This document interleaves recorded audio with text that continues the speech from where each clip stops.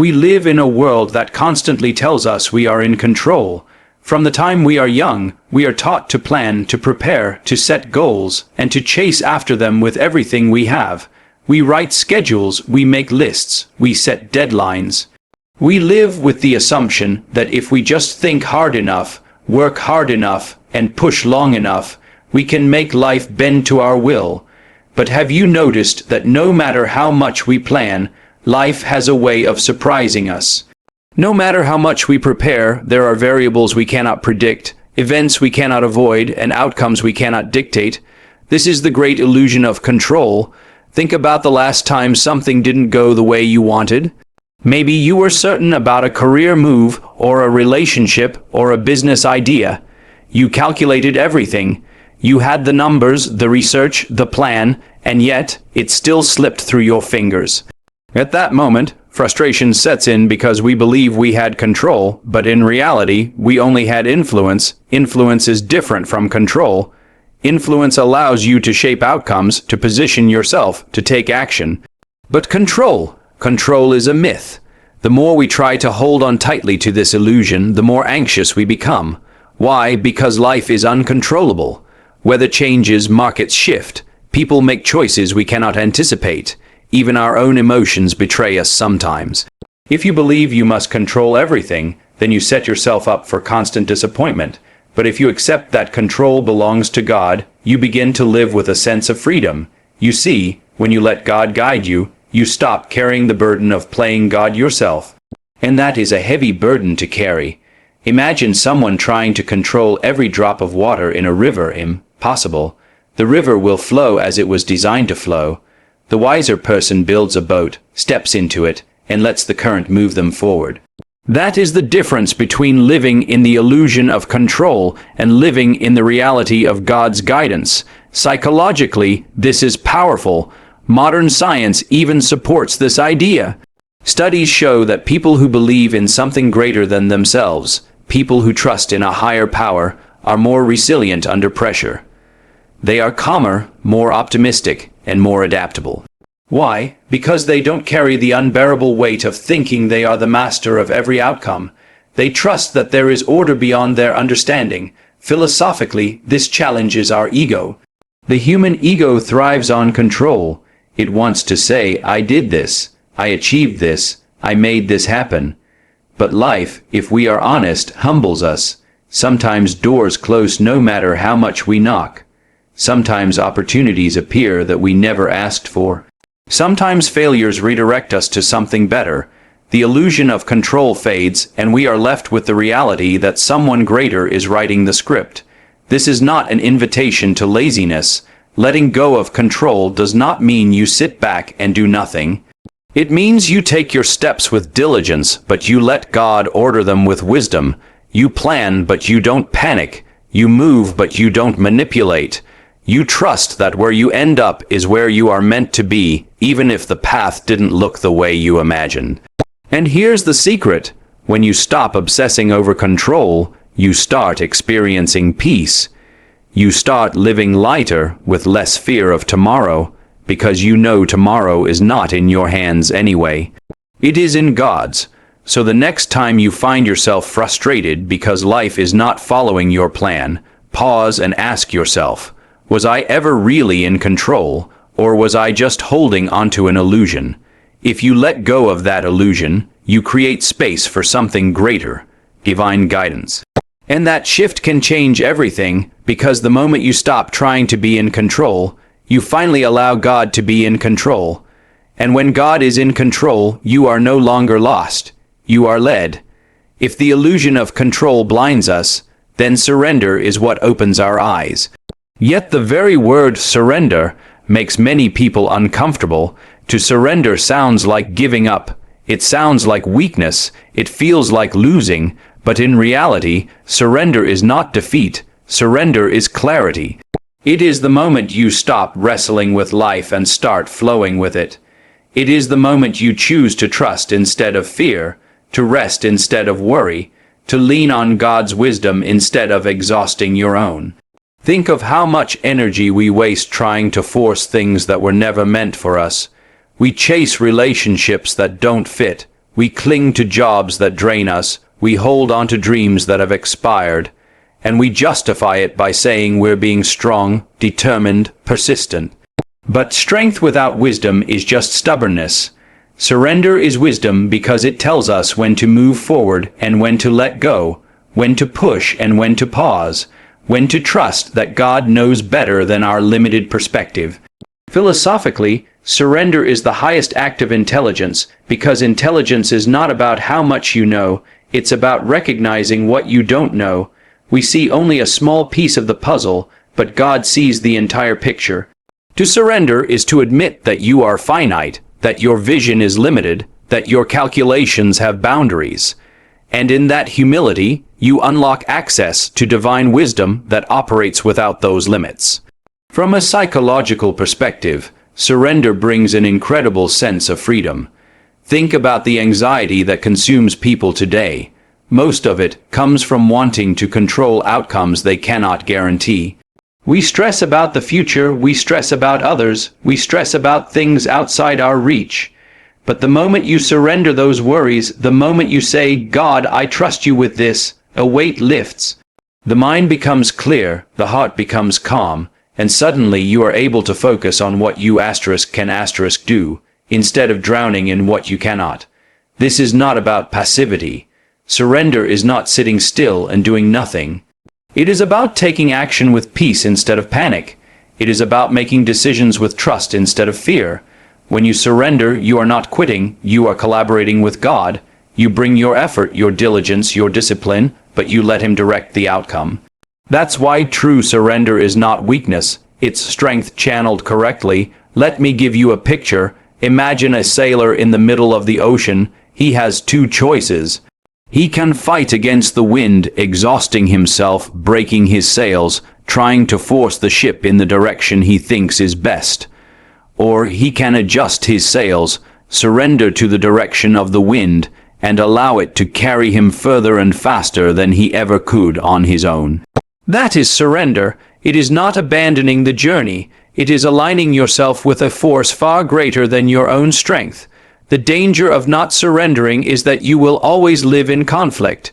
You will fight battles that were never yours to fight. You will carry burdens that were never yours to carry. And in that constant struggle, you will lose joy, you will lose peace, and you may even lose yourself. But when you surrender, when you let go and trust God, you begin to live with flow instead of friction. So, surrender is not resignation, it is revelation. It is the revelation that your life does not have to be a battlefield every single day. It can be a journey guided by wisdom, powered by faith, and filled with peace. And if you remember nothing else, remember this: surrender is not about losing control, it is about choosing trust. And when trust replaces fear, your steps are no longer heavy, they are guided, ordered, and full of purpose. One of the greatest sources of frustration in life comes from the clash between our timing and God's timing. We live in a culture of urgency. Everything today is fast food, fast internet, fast solutions. We have been trained to expect instant results, immediate answers, quick fixes, and so when life doesn't move according to our timetable, we grow restless. We begin to think something is wrong, or worse, that God has forgotten us. But what if the delay is not denial? What if the waiting is part of the design? Human timing is built on impatience. We want what we want when we want it. We measure success by speed, but divine timing is built on precision. God is not rushing, and He is never late. His timing does not bow to our pressure because His vision is broader than ours. He is aligning not only your life, but also the lives, circumstances, and opportunities that will intersect with yours. You may think you're ready, but sometimes you're not. And other times you may be ready, but the world around you is not prepared to receive what you carry. That is why divine timing matters. Think about a farmer. If he plants a seed today, he does not expect fruit tomorrow. He understands the rhythm of growth. He knows that time is not the enemy of the seed, it is the ally. It is in the waiting, in the hidden process underground, that the roots form, the strength develops, and the foundation is built. If you rush the process, you sabotage the harvest. In the same way, when you try to force life to happen on your schedule, You risk stepping into things unprepared and destroying what could have been great if only you had waited for God's timing. Psychologically, waiting challenges our sense of control. Waiting exposes our impatience and tests our character, but waiting also builds resilience. It develops patience, which is one of the strongest forms of discipline. In fact, people who learn to embrace waiting are often the ones who make wiser decisions because they are not driven by impulse, but by perspective. Philosophically, divine timing also forces us to confront the question of trust. Do we truly believe there is a higher order to life, or do we believe everything is just random? If you believe there is order, then delay is not chaos. It is choreography. Every pause, every detour, every closed door is part of a larger pattern that only makes sense when you look back. Many of us can recall times when something we desperately wanted didn't work out, and we were devastated. But later, with time, we saw why. Something better came along, something more fitting, more aligned. That is the wisdom of divine timing. The danger of living only by human timing is that you may succeed, but you may succeed too soon, and success before its time can be just as destructive as failure. A fruit plucked before it is ripe may look good, but it lacks sweetness. In the same way, opportunities taken too early can lead to frustration, collapse, or even regret. Timing is not just about asterisk when asterisk, it's about asterisk who you become asterisk in the process of waiting. So if your path feels slow, if doors are not opening as quickly as you would like, don't mistake the delay for rejection. Instead, ask yourself, what is this season teaching me? What strength am I building? What wisdom am I gaining? Because when divine timing arrives, you will not just step into an opportunity. You will step into it prepared, grounded, and ready to thrive. And here is the truth. Human timing pushes you to chase, but divine timing allows you to align. And when you align with God's timing, life doesn't just move forward. It unfolds with purpose. So the next time you feel impatient, remind yourself of this. A delay in your timing could be perfect alignment in God's timing. And the one who learns to trust that rhythm will never miss what was truly meant for them. If timing teaches us patience, silence teaches us clarity, and yet, silence is one of the most neglected powers in our modern world.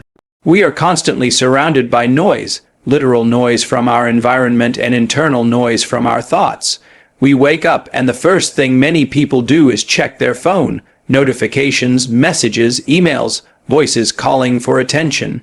By the time the day begins, the mind is already cluttered, and in all that noise it becomes nearly impossible to hear the still, steady voice of God. The truth is, God rarely shouts. He doesn't compete with the chaos of the world.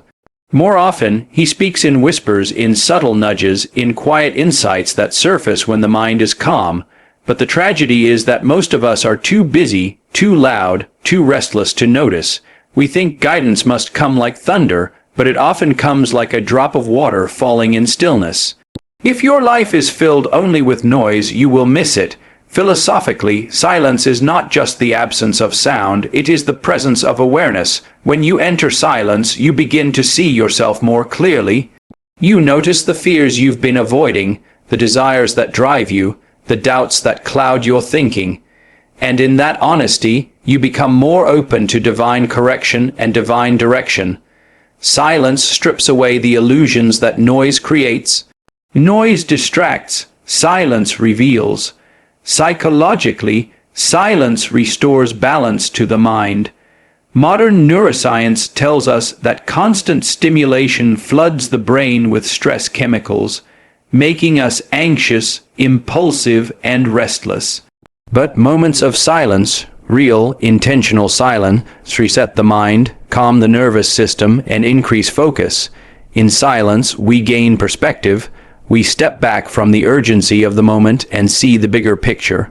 This is often when clarity comes, when the solution we've been searching for suddenly appears, not because it wasn't there before, but because we finally made space to hear it. Think of it like tuning a radio. If there is too much static, you cannot hear the message. You have to adjust the frequency, remove the interference, until the voice comes through clearly. Life works the same way. God's guidance is always present, but our static, the endless thoughts, fears, and distractions, drowns it out. Silence is the tuning. It clears the frequency so the message can come through. This is why every great leader, every wise thinker, every spiritual teacher emphasizes solitude, not isolation, but intentional silence. Jesus withdrew to the mountains to pray. Philosophers like Marcus Aurelius journaled in stillness. Innovators often speak of breakthroughs that came in quiet moments of reflection. Silence is not wasted time. It is the birthplace of wisdom. But here is where most people struggle. Silence is uncomfortable, because when you are silent, you can no longer run from yourself. Your inner voices surface. Your doubts, your insecurities, your fears, they all rise to the surface. And many people escape back into noise because they don't want to face themselves. But growth begins exactly there. In the silence where you confront yourself, you also create the space for God to confront you, to guide you, to reshape your thinking. So if you want God to order your steps, you must first quiet the steps of your mind. Build silence into your daily rhythm. It doesn't need to be hours. Sometimes just 5 minutes of stillness can transform your entire perspective. Put the phone down, close your eyes, breathe deeply, and listen, not to the world, but to the whisper within. That whisper is often where the greatest direction lies. Noise fills life, but silence fulfills it. And if you want to be guided, you must learn the discipline of quieting the external, so you can hear the eternal. So remember this. Wisdom is not found in the volume of the world's voices, but in the depth of God's whisper. And you can only hear that whisper in silence. If silence creates the space to hear, then faith is the strength to act on what you hear. And here is the simple truth. Every major decision in life can either be driven by fear or by faith. Most people underestimate just how much fear dictates their choices. Fear of failure, fear of rejection, fear of loss, fear of what people will say. These invisible chains quietly control lives. Fear is subtle, but it is powerful. It convinces you to stay where you are, to settle for less, to avoid risk. Fear disguises itself as wisdom, as caution, as responsibility, but really it is just paralysis in disguise. Faith, on the other hand, is the opposite energy. Faith is not the absence of uncertainty. It is the decision to trust despite uncertainty. It is moving forward even when you don't see the full picture, because you believe God holds the picture. Fear says, what if it doesn't work? Faith says, what if it does, and what if it leads me exactly where I'm meant to be? Philosophically, fear is rooted in the ego, while faith is rooted in trust. The ego constantly needs control. It wants guarantees before it acts. That's why fear and control are always connected. If you need to control everything, you will live in fear, but faith thrives on letting go. Faith acknowledges that you don't control everything, but you trust the one who does. And in that trust, there is power. Psychologically, faith rewires the brain. Studies in neuroscience show that people who live with faith, whether faith in God, in purpose, or in meaning, develop stronger resilience under pressure. Their brains produce less cortisol, the stress hormone, and more serotonin and dopamine, which regulate mood and optimism. Faith literally changes the chemistry of your mind. It gives you the courage to step into uncertainty without being consumed by anxiety. Fear paralyzes the mind, but faith activates it.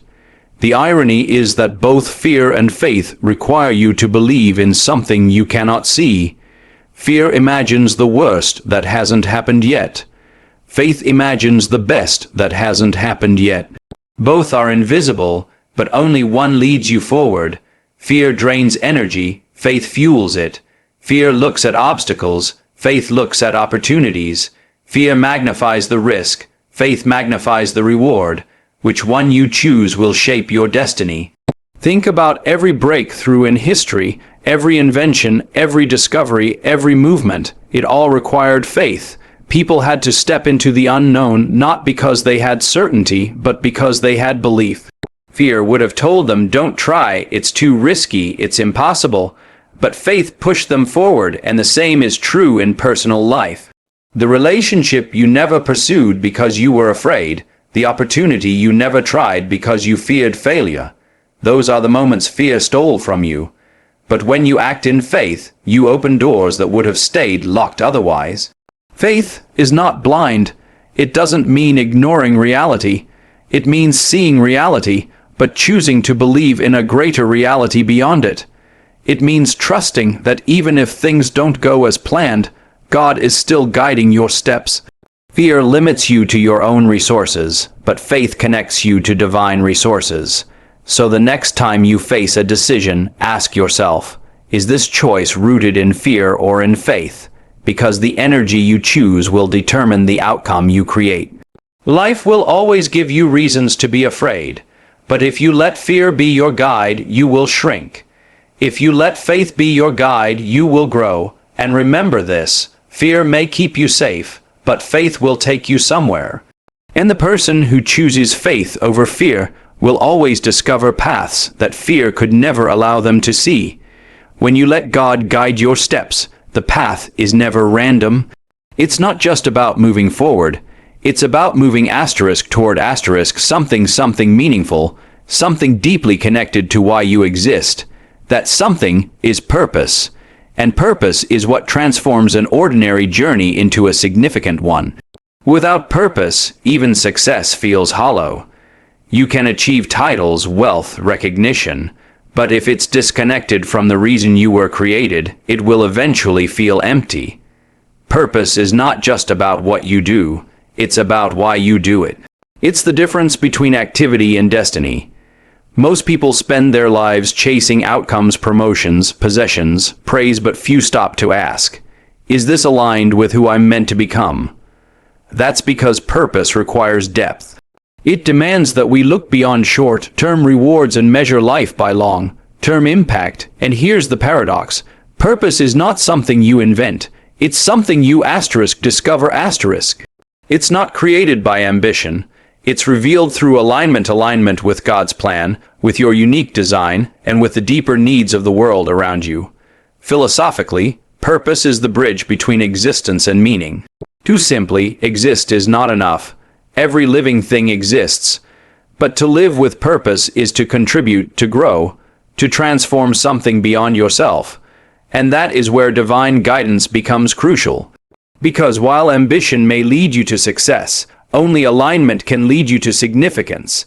Ambition asks, what do I want? Alignment asks, what was I made for? Psychologically, living in alignment brings a profound sense of peace and direction. Research on motivation shows that people who tie their work to a higher sense of meaning are not only more resilient and fulfilled, but also more creative and effective. That's because purpose simplifies decision-making. When you know where you're going, you stop wasting energy on distractions. When you understand what truly matters, you stop chasing what doesn't. Alignment removes confusion. It's like switching on a light in a dark room. Suddenly, the next step becomes clearer, but here's the catch. Purpose is rarely about comfort. It often pulls you into uncomfortable places, challenges you to grow, and calls you to serve in ways that stretch your character. That's why many people miss it. They confuse ease with alignment. But the truth is, purpose often begins where comfort ends.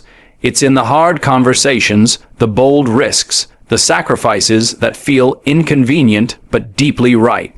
Those moments are often the fingerprints of divine purpose. And alignment doesn't just change you, it changes the world around you. When you walk in purpose, your life becomes a solution to someone else's problem. Your gifts stop being just talents and start becoming tools. Your struggles stop being meaningless and start becoming messages. This is why God orders steps not to simply lead you to personal success, but to position you to make a difference that outlives you. Look at history. The people who changed the world were not necessarily the smartest or the richest. They were those who aligned their lives with a cause bigger than themselves. They followed a calling, not just a career. And that calling guided every decision, every risk, every step. So, if you feel lost, maybe the question is not where am I going, but why am I going? When the asterisk why asterisk becomes clear, the asterisk where asterisk often takes care of itself.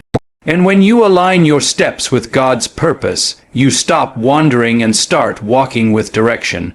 Because in the end, purpose is not about arriving at a destination, it's about becoming the person you were created to be. And a life aligned with purpose doesn't just move forward, it leaves a mark. So remember this, success might impress people, but purpose impacts them. And the moment you align your steps with God's plan, your journey stops being about achievement, it becomes a legacy. When most people hear the word obedience, they think of restriction, they think of rules, of limitations, of boundaries that take away freedom. But in reality, obedience to God is not about losing freedom, it is about finding it. True freedom is not the ability to do whatever you want. True freedom is the ability to live without regret, without guilt, without being enslaved by your own impulses. And obedience is the pathway to that kind of freedom. Let's be honest, many people confuse freedom with indulgence. They believe that breaking rules, ignoring principles, and chasing desires without restraint is freedom. But eventually, that path creates its own prison. The person who ignores discipline becomes enslaved by laziness. The person who ignores integrity becomes trapped by lies. The person who ignores wisdom becomes chained to regret. What starts as freedom ends as bondage. That is why obedience is not the enemy of freedom. It is the guardian of it. Philosophically, obedience is not about blind submission. It is about conscious alignment. It's about recognizing that there is a greater order to life, a higher wisdom that sees beyond our limited vision. By choosing obedience, you are not shrinking your life. You are aligning it with a pattern that ensures growth, peace, and fulfillment. Think of it as tuning a musical instrument. A guitar string that refuses to be tuned may think it is free, but the result is noise. Only when it is aligned, obedient to the right tension, does it produce music. In the same way, your life produces harmony when it aligns with God's direction. Psychologically, obedience creates clarity. Many of the anxieties people face come from internal conflict, knowing what is right, but doing what is wrong. The mind is restless because the heart is divided. But when you choose obedience, you remove that conflict. You live with integrity, with alignment between what you know and what you do, and that alignment creates inner peace. Obedience may feel hard in the moment, but it saves you from the heavier weight of regret later. Think of it in simple terms. When you follow traffic laws, you are not less free. You are more free. You move safely, confidently, and without fear of collision or penalty.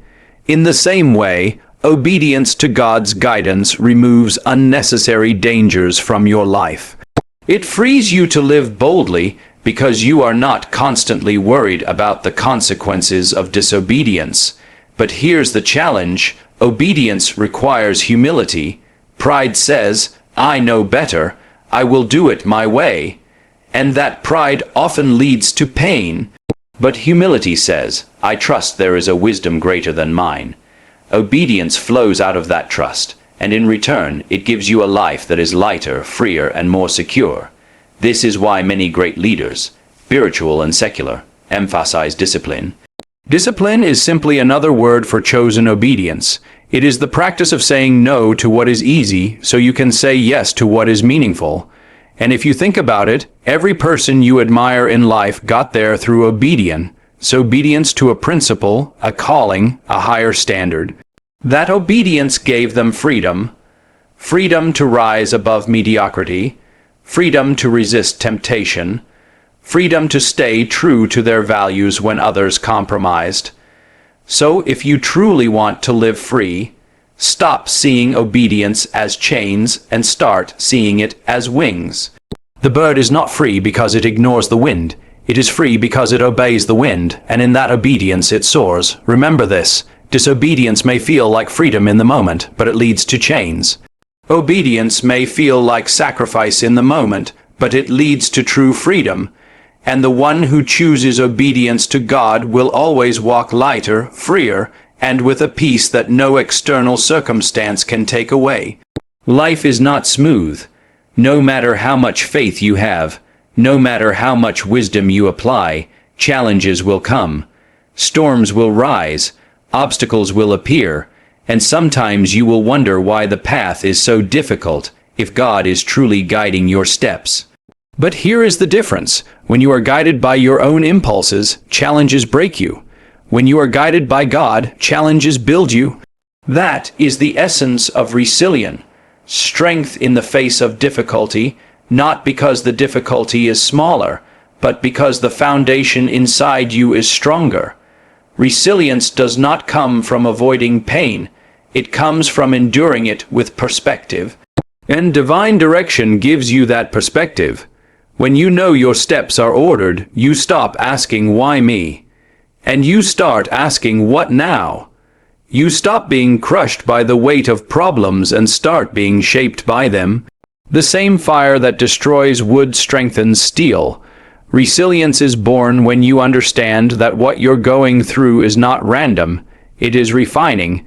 Philosophically, this is one of the deepest truths about human existence. Suffering is inevitable, but meaning is optional. Everyone suffers, but not everyone finds meaning in it. Divine direction transforms suffering into meaning because you begin to see trials not as punishment, but as preparation. You realize that the valley is not your destination. It is part of your journey. And that realization gives you the strength to keep walking even when the path is hard. Psychologically, resilience is rooted in mindset. Studies show that people who frame challenges as growth opportunities are far more likely to recover quickly and thrive after setbacks.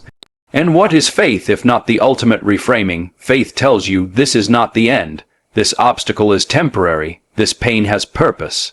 That mindset alone gives you the energy to rise again, while fear convinces you to stay down. Think about the strongest people you know. Their strength did not come from an easy life. It came from battles they didn't think they could survive, but did. And many of them, if you ask, will say the same thing. It was their faith, their trust in God, that carried them. Divine direction doesn't promise an easy road. It promises that the road leads somewhere worth traveling. And when you trust that, you can endure almost anything. Resilience also means you learn to bend without breaking. A tree that refuses to bend in the wind will snap. But a tree that sways, that adapts, that allows the wind to pass through it, survives. In the same way, divine direction gives you flexibility. You understand that plans may change, seasons may shift, and doors may close, but as long as you are guided, you are never lost. That knowledge allows you to bend, adapt, and keep moving without losing hope. But let's be clear, resilience is not just about surviving, it's about transforming. Every setback can become a setup. Every trial can prepare you for a higher level of strength and wisdom. That's why divine direction is so important, because it ensures that your pain is never wasted. Every tear, every failure, every disappointment becomes raw material for growth. So when challenges come, don't panic, don't resist, and don't give up. Instead, remind yourself, if God has ordered my steps, then even this step has a purpose. That single thought can shift your entire outlook. Because resilience is not built in the absence of hardship, it is built in the trust that hardship is shaping you for something greater. And that is why people who let God guide them may stumble, but they never stay down. They may bend, but they never break. They may cry, but they never quit. Because resilience is not about being unshaken. It's about being unbroken. So remember this, the storms of life are not designed to drown you, but to teach you how to stand taller. And if you let God order your steps, every storm will not weaken you. It will strengthen you. One of the greatest obstacles to being guided is pride. Pride whispers, I know the way. I don't need help. I can handle everything myself. It convinces us that admitting weakness is failure, that asking for direction is shameful.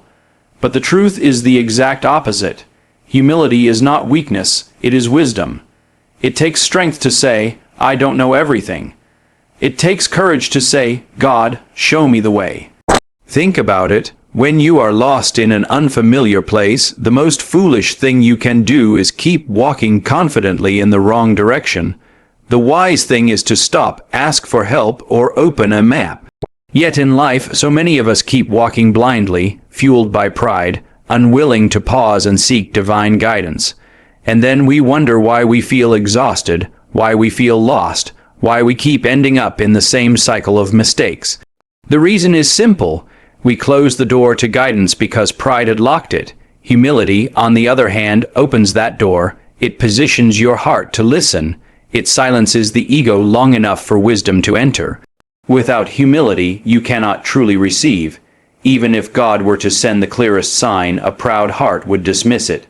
Pride always says, this doesn't apply to me, I already know. Humility says, there might be something I don't see yet, let me learn. Philosophically, humility is the recognition of truth, that no human being is all-knowing. We all have blind spots, we all have limits, and we all need direction beyond ourselves. The ancient philosophers taught that wisdom begins with acknowledging ignorance. Spiritually, it is the same principle. God can only fill an empty vessel. If you are already full of yourself, there is no room for divine wisdom to enter. But when you empty yourself of pride, God pours clarity, insight, and strength into your life. Humility also changes the way you relate to others. A humble heart listens more than it speaks. It respects the experiences of others. It learns from people younger, older, richer, poorer, more educated, less educated, because it doesn't measure worth by status, but by truth. And often, divine guidance comes through people. A stranger's words, a mentor's correction, even a child's innocent comment can carry a message meant for you. But only humility will allow you to recognize it. Psychologically, humility reduces stress. Pride keeps you in constant competition, trying to prove, to outshine, to dominate. Humility removes that pressure. It says, I am enough as I am, and I can still grow. It frees you to accept correction without shame and to embrace progress without arrogance. In fact, studies show that humble people are more adaptable and resilient because they don't resist reality. They adjust to it. And what is divine guidance if not the ability to adjust gracefully to God's higher plan? There is also a practical side. Humility saves you from unnecessary pain. Many failures in life are not caused by lack of opportunity, but by arrogance. People ignore advice, dismiss warnings, and overestimate their strength. Then they fall hard, but humility protects you from this. It slows you down enough to listen, to learn, to prepare, and to follow the path that spares you avoidable mistakes. So if you truly want God to order your steps, start by lowering your ego. Lower it in your thoughts, in your decisions, in your interactions. Remind yourself daily, I don't need to have all the answers because I know the one who does. That mindset is not weakness, it is freedom. It is the doorway to guidance, and once you walk through it, you will realize how much clearer the path becomes. Remember this, pride blinds, humility reveals. Pride closes doors, humility opens them. Pride isolates, humility connects. If you want to be guided, choose humility. It is the key that unlocks divine direction. At the end of the day, life is not about how much money you made, how many titles you collected, or how many people applauded you. Those things vanish quickly. What remains is the impact of your life, the story people tell after you are gone, the inspiration they draw from the way you lived. This is the difference between merely existing and living a testimony. When you let God order your steps, your life stops being a random sequence of events and starts becoming a message, a living testimony that others can look at and say, if God did it for them, He can do it for me. Every great life that inspires us today is a testimony. Look at history, philosophy, faith, or even business. The figures we admire most are not admired simply for their achievements, but for their journeys, the way they overcame, the principles they lived by, the resilience they showed, the humility they carried.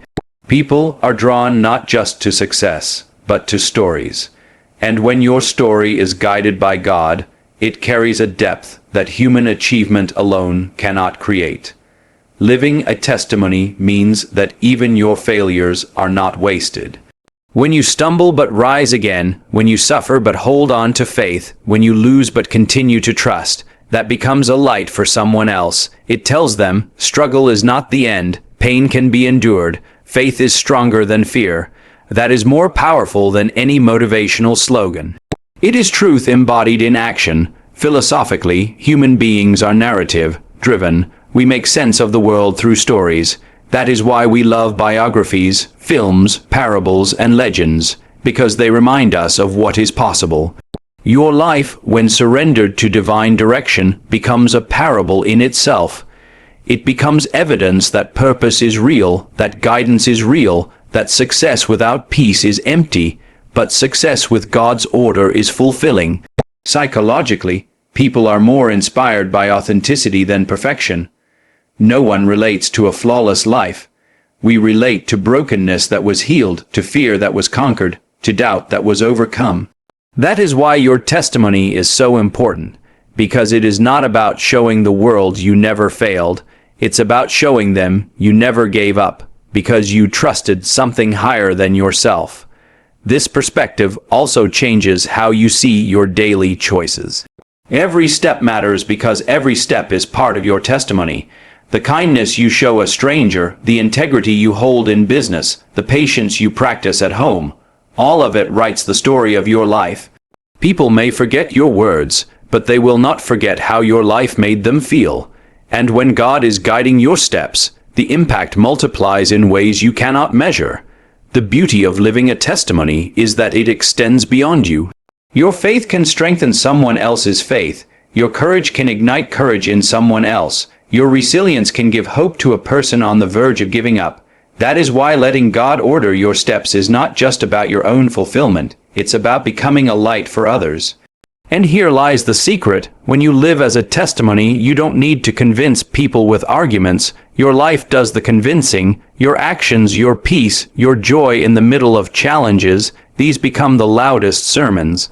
People will see something in you they cannot explain, and that is when they ask, what guides you?